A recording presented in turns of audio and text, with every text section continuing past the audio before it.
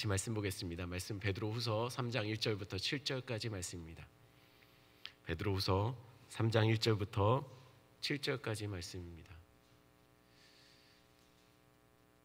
저와 여러분들 한 절씩 교독하겠습니다.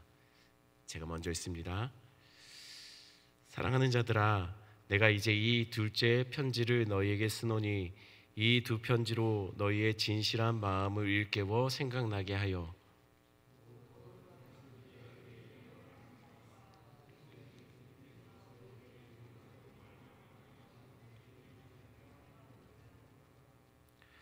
먼저 이것을 알지니 말세에 조롱하는 자들이 와서 자기의 정욕을 따라 행하며 조롱하여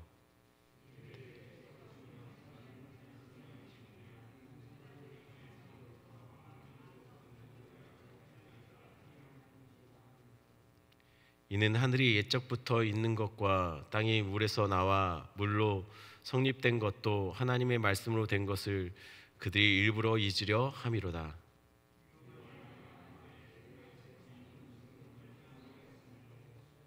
함께 읽습니다. 이제 하늘과 땅은 그 동일한 말씀으로 불사르기 위하여 보호하신 바 되어 경건하지 아니한 사람들의 심판과 멸망의 날까지 보존하여 두신 것이라. 아멘. 기도합니다. 하나님, 오늘 하루의 시작을 또한 하나님 말씀의 자리, 기도의 자리에서 시작하는 우리 성도들, 하나님께서 늘 지켜주시는 은혜, 동행하여 주시는 은혜, 말씀 배포에 순종할 때 하나님이 책임져 주시는 은혜를 허락하여 주시길 간절히 소원합니다.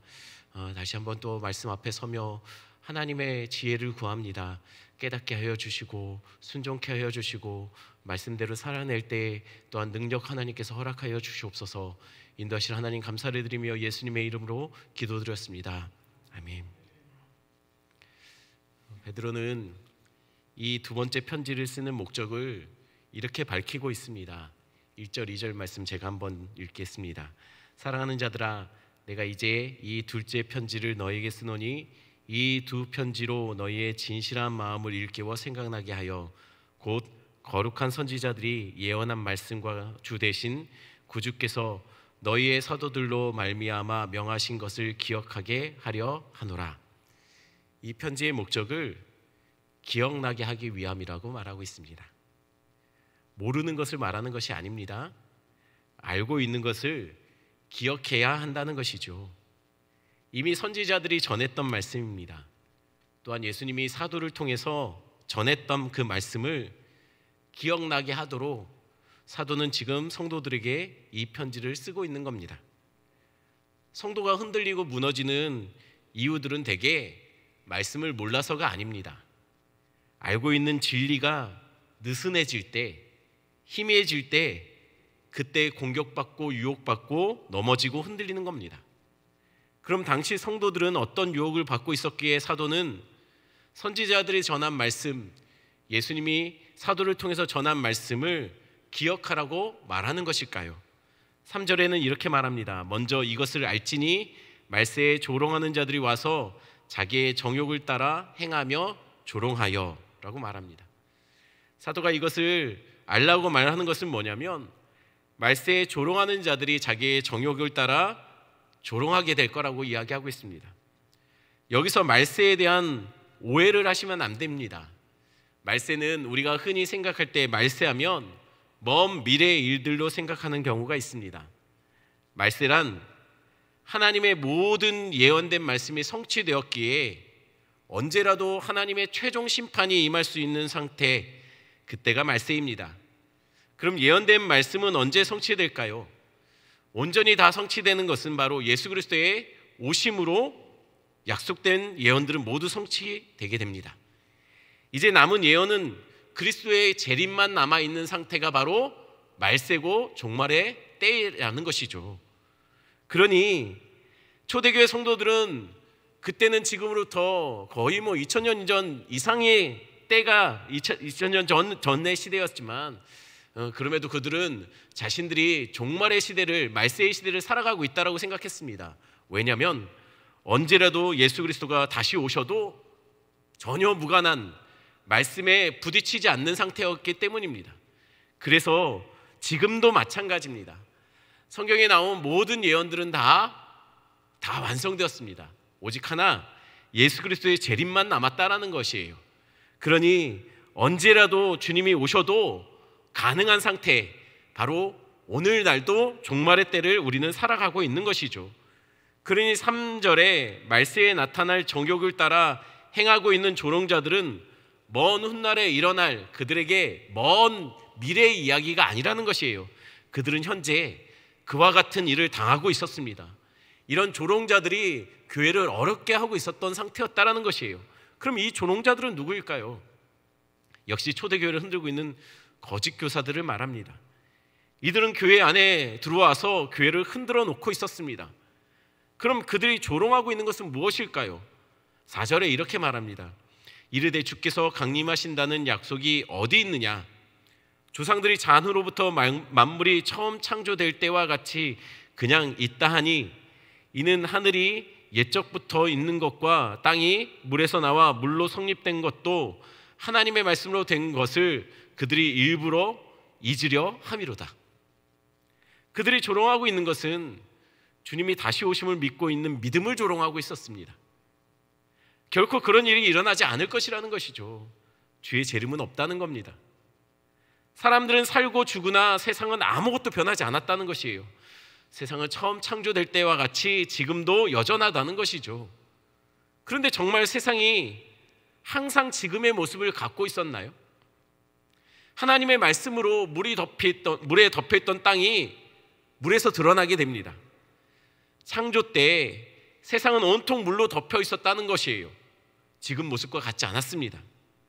또한 6절에 보면 이로 말미암아 그때의 세상은 물이 넘침으로 멸망하였으되 라고 말합니다. 노아의 때도 마찬가지입니다. 노아의 홍수도 하나님의 말씀으로 물이 다시 넘쳐 세상을 멸망시켰다라는 것이에요. 그런데 정말 사람은 살고 죽으나 세상은 변하지 않은 것이 맞냐는 것이죠. 그러니 그들의 재림이 없다라는 말, 그렇게 조롱하는 말이 이 말이 맞느냐는 것이에요. 왜 하나님이 행하셨던 일까지 부인하며 세상에 종말이 없고 예수의 재림이 없다라고 그들은 부인하는 것일까요? 5절에 이렇게 말합니다. 그들이 일부러 잊으려 한다고 말이죠. 왜 일부러 하나님의 심판을 잊으려 하는 것일까요? 성경은 그들이 3절에 이렇게 행했기 때문이라고 말합니다. 자기의 정욕을 따라 행하며 조롱하는 자들이라고요. 즉 지금 그들은 자신의 정욕을 따라 행하고 있습니다.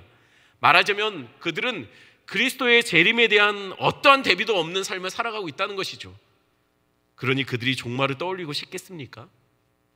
종말을 생각하면 불편하다는 거예요.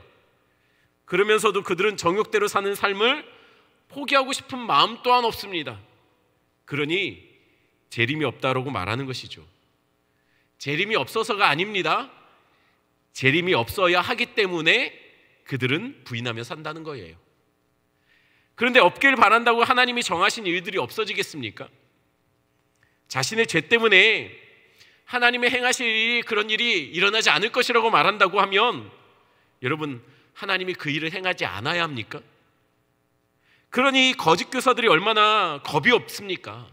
또한 얼마나 어리석은 자들입니까? 그들의 어리석음에 대해 하나님은 다음과 같이 이야기합니다. 7절 말씀 제가 한번 읽어드립니다. 이제 하늘과 땅은 그 동일한 말씀으로 불사르기 위하여 보호하신 바 되어 경건하지 아니한 사람들의 심판과 멸망의 날까지 보존하여 두신 것이니라. 하나님이 세상을 말씀으로 보호하시지만 그때는 결국 심판과 멸망의 날까지라고 말하고 있습니다. 한마디로 심판의 날, 멸망의 날은 반드시 오게 됩니다. 각 사람이 행한 대로 보응을 받는 날이 임하게 될 것입니다. 그러니 마치 이 땅이 영원할 것처럼 살아가는 자들은 그때 그날의 심판을 견디지 못하게 될 것입니다. 진짜 어리석은 것은 영원을 잊고 찰나와 같은 이 시대, 이 삶을, 이 세상의 삶을 쾌락과 탐욕으로 채워가는 삶을 살아가는 것입니다.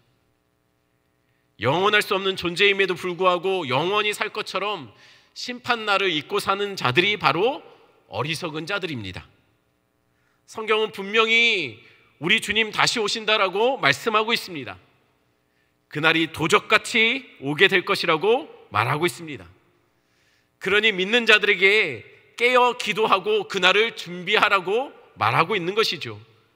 깨어 있는 삶이란 다른 것이 아닙니다. 바벨론이 유다 백성들을 포로로 끌고 왔을 때 유다 백성들은 바벨론 포로 되었던 그곳에서 집을 짓고 결혼하고 일자리를 잡고 뿌리 내리고 살고 있었습니다. 그런데 어느 날 고레스 왕이 바사 땅에 흩어져 있었던 유다 백성들을 향하여 이런 조서를 내립니다. 누구든지 예루살렘으로 돌아가 하나님의 전을 건축하고 싶은 사람들은 예루살렘으로 돌아가도 좋다라고 명령해요. 이제 꿈에 그리던 예루살렘으로 그들은 돌아갈 수 있게 된 겁니다. 그러나 놀라운 것은 실제로 이 명령을 받고 돌아갔던 자들은 지극히 소수에 불과했습니다. 대부분의 사람들은 그냥 페르시아 지역에 남아 살기로 했다는 거예요. 종되었던 곳, 노예되었던 그 땅에 그들은 떠나지 않고 남아있기로 한 겁니다. 왜 그랬습니까? 그 땅에 뿌리 내리고 그 땅에 적응하고 그 땅에 마음 쏟고 살았기 때문이에요. 언제 돌아갈 수 있을지 모르니 그냥 그 돌아갈 수 있을 때를 잊고 그냥 이 땅에 적응하며 이 땅 문화 따라서 삶을 살아가고 있었다는 거예요. 이 땅에 마음 붙여 사니 후에는 이 땅을 떠날 수가 없는 상태가 된 겁니다. 하지만 그럼에도 불구하고 그들 중에 떠난 사람들이 있었습니다. 고레스 왕의 명령을 듣고 터 잡았던 그 땅에서 가족들의 손을 잡고 다시 황폐할 것 같은 예루살렘으로 돌아온 자들이 있었다는 거예요. 누가 돌아올 수 있었습니까? 바벨론에 살아도 하나님의 백성임을 잊지 않고 살았던 자들. 그 땅에서조차도 자신들은 예배하며 성전을 사모하며 돌아갈 날을 손꼽아 기다리며 살았던 자들, 그들이 돌아갈 수 있었습니다. 우리 주님 다시 오실 겁니다. 그때 우리는 이 땅에 살다 주님 오실 때 주님 맞이하러 갈 겁니다. 그때 언제 주님 맞으러 갈 수 있는 사람들, 그때 그날이 올 때 누가 우리 주님을 맞으러 갈 수 있을까요? 깨어 있었던 자들입니다. 이 땅에 살지만 이 땅의 백성이 아니라 하나님의 백성으로 살았던 자들입니다. 이 땅에 살지만 세상 문화에 휘둘리지 않고 예배하며 말씀 붙잡고 살았던 자들이 우리 주님 오실 때 다시 그 주님 맞이하러 갈 수 있는 것입니다. 이 자들이 바로 깨어있는 삶을 사는 자들이지요. 우리 주님 다시 오십니다. 그때 누구든지 원하는 자들은 천국의 백성으로 예루살렘으로 돌아가도 좋다고 우리 주님 흩어져 있는 마치 이 땅에 죄의 포로 된 자들처럼 묶여있던 자들을 향해 돌아오라고 외치실 겁니다. 그때 우리는 진짜 본향 천국으로 돌아가게 될 겁니다. 이 땅의 문화와 이 땅의 쾌락에 벗삼지 않고 오직 말씀 붙잡고 살았던 자들이 우리 주님 맞이하러 진짜 본향으로 돌아갈 수 있다는 것이에요. 그거 기억하시며 깨어있는 삶 사시는 여러분들 되기를 간절히 축원합니다. 말씀 생각하시면서 함께 기도하는 시간을 갖겠습니다. 이 땅의 문화에 물들지 않고 말씀 붙잡고 사는 자들이 깨어있는 자들입니다. 이 시간 함께 기도할 때 깨어있는 자들로 살게 하여 주시옵소서. 성탄의 기쁨이 비록 우리 예배의 공간에 함께 모여서 예배하지 못한다 할지라도 우리 성도들, 이 땅의 하나님의 백성들 깨어서 있는 곳에서 예배하며 몸부림치며 우리 주님을 높이는 이 성탄을 그냥 단지 세상의 문화와 똑같이 휩쓸려서 사는 성도들 아니라 이 성탄을 우리 주님 오신 그 기쁨으로 가득해지는 우리 성도들 삶이 되게 해달라고 우리 함께 기도하는 시간 가졌으면 좋겠습니다. 함께 기도하시고 앞에 화면에 나와 있는 기도 제목 가지고 기도하시다가 자유롭게 돌아가시면 되겠습니다. 함께 기도하겠습니다.